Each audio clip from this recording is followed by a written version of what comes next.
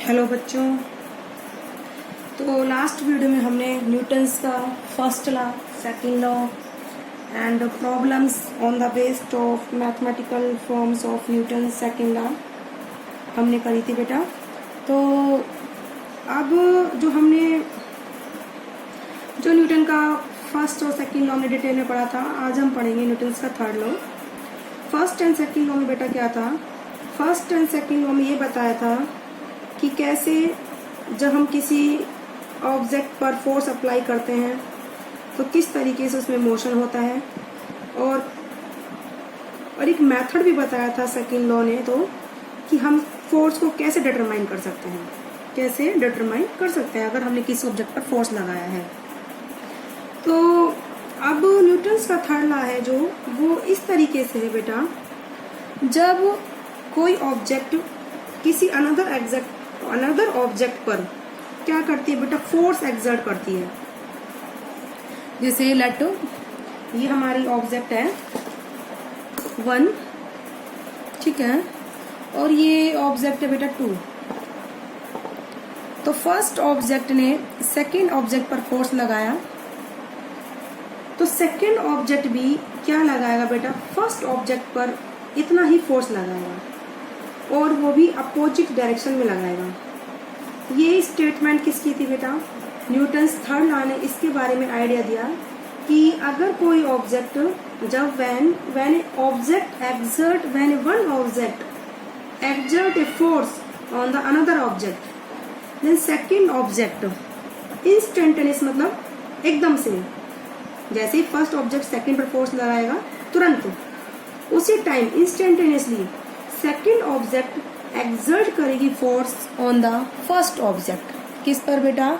Second object first object पर force exert करेगी उसी टाइम पे जैसे ही फर्स्ट ऑब्जेक्ट ने सेकंड ऑब्जेक्ट पर फोर्स लगाया। तो ये जो है इसका आइडिया किस में मिला है हमें? न्यूटन्स के थर्ड लॉ में। और जो ये दोनों फोर्स होंगे बेटा, जितना फर्स्ट ऑब्जेक्ट ने सेकंड पर लगाया है उतना ही सेकंड ऑब्जेक्ट 1 पर लगाएगी, तो फोर्स का अमाउंट क्या होगा बेटा? इक्वल होगा। और बट डायरेक्शन देखो, फर्स्ट ऑब्जेक्ट ने सेकंड पर इधर फोर्स लगाया और सेकंड ने 1 पर इस डायरेक्शन में फोर्स लगाया, तो दोनों की ही डायरेक्शन बेटा कैसी है फोर्स लगाने की? एक दूसरे पर क्या है बेटा? अपोजिट है। क्या है बेटा? अपोजिट डायरेक्शन में एक दूसरे ने एक ऑब्जेक्ट ने दूसरे ऑब्जेक्ट पर फोर्स लगाया। तो यही से स्टेटमेंट आती है। अब देखो बेटा स्टेटमेंट क्या है? स्टेटमेंट ये है कि हम इसको पहले डिटेल में लिखवाते हैं, फिर मैं एक शॉर्ट लाइन लिखवाऊंगी न्यूटन्स के थर्ड लॉ के लिए, जब मैं इसको अभी समझाऊंगी आगे। तो इसको बेटा इस तरीके से लिखो, Newton third law state that, ठीक है, it states that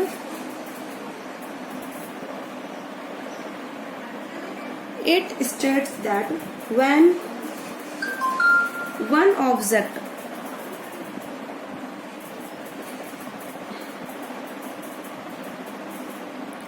exert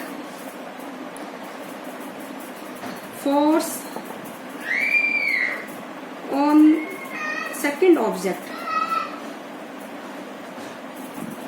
exert force on another object, इसको ऐसे लिख लो आप, ठीक है बेटा। तो द सेकेंड ऑब्जेक्ट इंस्टेंटेनियसली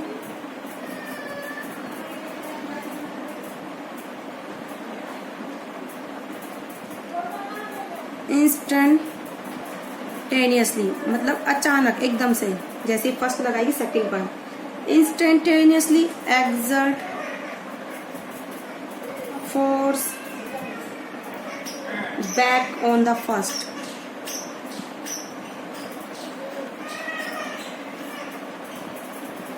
ठीक है, ये थोड़ी लंबी स्टेटमेंट है, हम शॉर्ट में भी लिखवाएंगे अभी।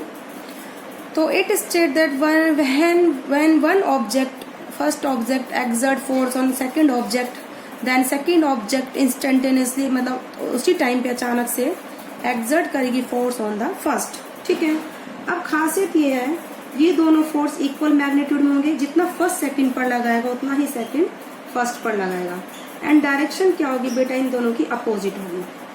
ठीक है, तो ये जो नोट है बेटा, चलो मैं ये नोट्स मैं एंड में लिखवा दूंगी न्यूटन थर्ड लॉ के, ठीक है। तो अब ये बता रही थी बेटा मैं कि एक और स्टेटमेंट यहाँ मैं लिखवाऊंगी, ठीक है।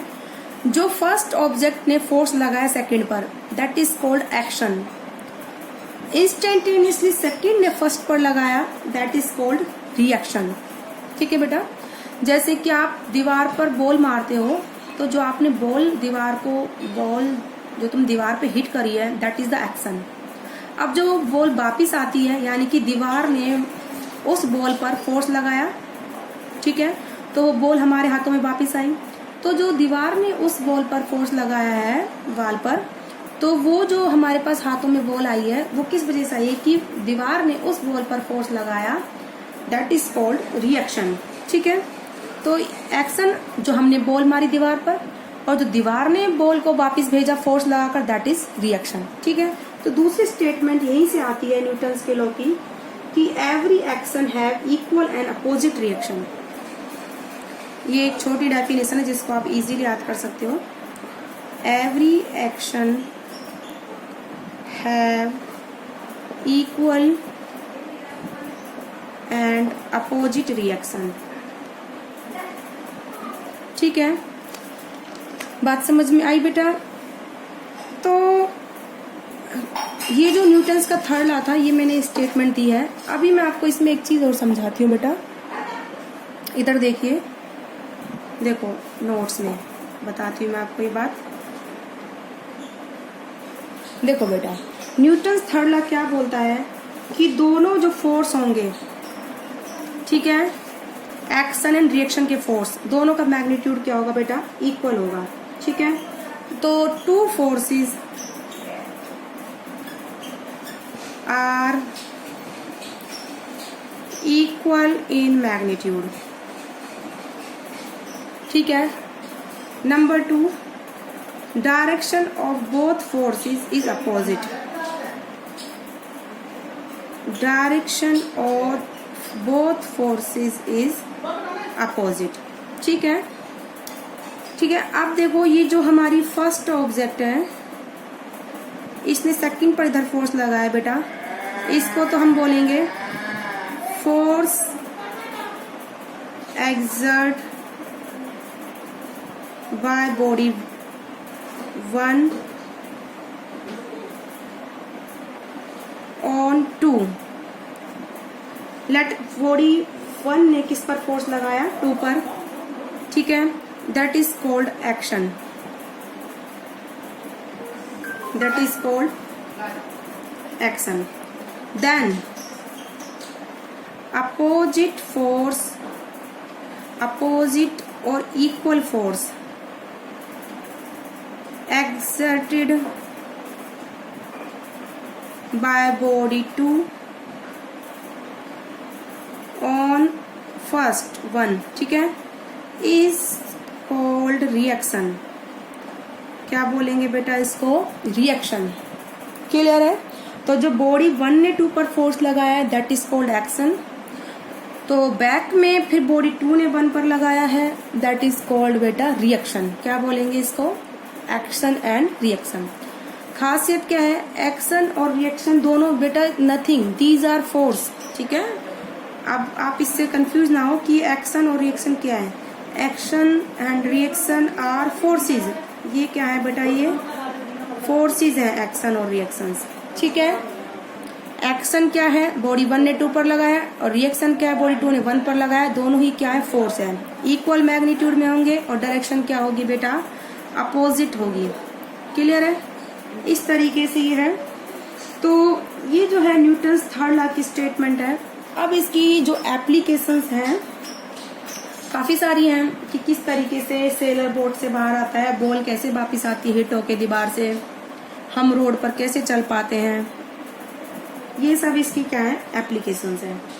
तो जनरल लाइफ में इसके काफी एग्जांपल्स हैं, उसकी हम डिटेल में डिस्कस करेंगे न्यूटन्स थर्ड लॉ का। तो अब न्यूटन्स थर्ड लॉ में ये स्टेटमेंट मिली हमें कि every action have equal and opposite reaction. Action is also a force and reaction is also a force. दोनों का मैग्नीट्यूड इक्वल होगा, डायरेक्शन अपोजिट होगी, ठीक है। तो ये हमारा क्या था बेटा, न्यूटन्स का थर्ड लॉ। तो आई होप आप लोगों को अच्छे समझ में आया होगा कि what is Newton's third law. तो अब नेक्स्ट वीडियो में हम कराएंगे applications of Newton's third law.